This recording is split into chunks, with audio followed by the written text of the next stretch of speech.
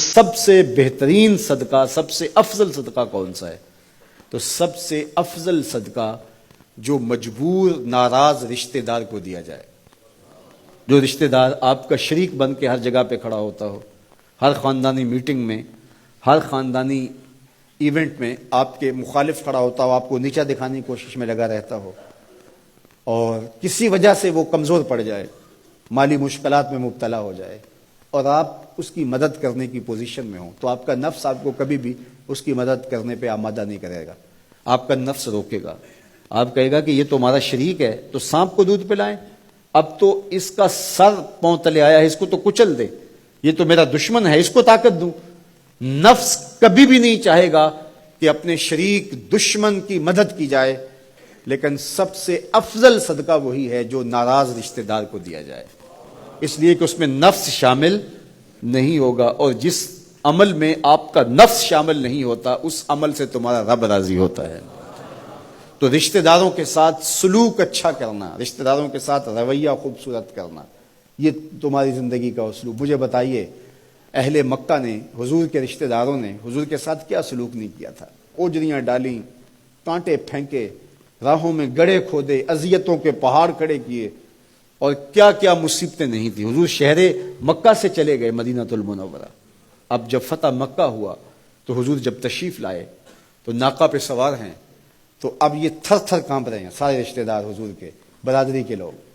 انہیں پتا تھا کہ آج ہمارا آخری دن آ گیا ہے، اور اگر بڑا بھی رحم ہوا تو کم از کم ہمیں شہر بدر تو کر ہی دیا جائے گا. اب حضور تشریف لائے، سب کو جمع کیا، کہا کہ بتاؤ میں تمہارے ساتھ کیا سلوک کروں. تو انہوں نے کہا کہ آپ کریم باپ کے کریم بیٹے ہیں، ہمیں آپ سے اچھے سلوک کی توقع ہے. اور ان کو توقع یہ تھی کہ ہمیں قتل نہ کیا جائے، شہر سے نکال دیا جائے. تو آقا کریم نے فرمایا اذهبوا انتم الطلقاء، جاؤ چلے جاؤ، میں تمہیں معاف کرتا ہوں. اور آج تم سے وہی کہتا ہوں جو حضرت یوسف علیہ السلام نے اپنے بھائیوں سے کہا تھا، لا تثریب علیکم اليوم، جاؤ چلے جاؤ، تم سارے آزاد ہو. اور حضور نے سب کو معاف کر دیا. معاشرے کے کمزور لوگوں کی حضور علیہ السلام مدد کرتے، ان کا بوجھ حضور اٹھا لیتے. دکھیوں کا، کمزوروں کا، لاچاروں کا بوجھ اٹھانے کا مزاج پیدا کرو، لوگوں کی ضرورتوں کو پورا کرنے کی کوشش کرو، اپنے کندھوں پہ بوجھ اٹھاؤ اور ان کا بوجھ ہلکا کرو، یہ مزاج پیدا کرو.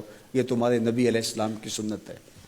وہ چاہے تمہارا دشمن ہی کیوں نہ ہو، لیکن اس کا بھی بوجھ کم کرو، اس کا بوجھ اپنے ذمہ لو. جس کا کوئی کمانے والا نہیں، معذور ہے، اپاہج ہے، لاچار ہے، زیادہ بچوں کا بوجھ ہے، اور ذرائع آمدن تھوڑے ہیں، تو آپ کثیر العیال لوگ ہیں جن کا کوئی مددگار نہیں ہے، آپ ان کی مدد کرتے ہیں، ان کے کام آتے ہیں، آپ ان کے لیے کمائی کرتے ہیں. یہ بات ذہن میں رکھیے. کمائی کرتے ہوئے 3 نیتوں کا استحضار رہنا چاہیے.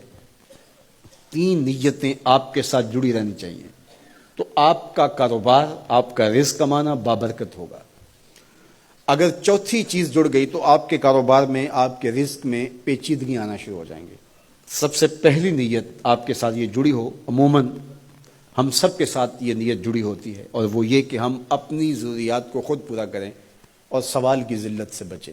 دوسرا مقصد، جو میرے زیر کفالت لوگ ہیں، وہ بچے ہیں، بیوی ہے، بوڑھے والدین ہیں، وہ چھوٹے بہن بھائی ہیں، یا جو لوگ بھی میرے زیر کفالت ہیں، ان کی ضروریات کو میں نے پورا کرنا ہے، اور اس کے لیے میں یہ رزق کما رہا ہوں.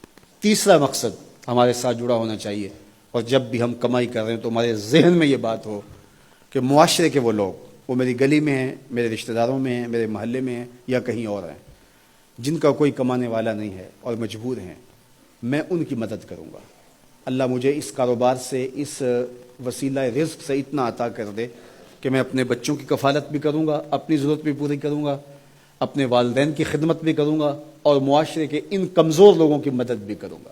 وہ کام جن کے ذرائع نہیں ہوتے آمدن کے، بلکہ اخراجات ہوتے ہیں، میں ان کاموں میں لگوں گا. مدارس دینیہ ہیں، مساجد ہیں، اور دیگر ایسے کام ہیں، میں یہ خدمت کروں گا، اس لیے میں کما رہا ہوں.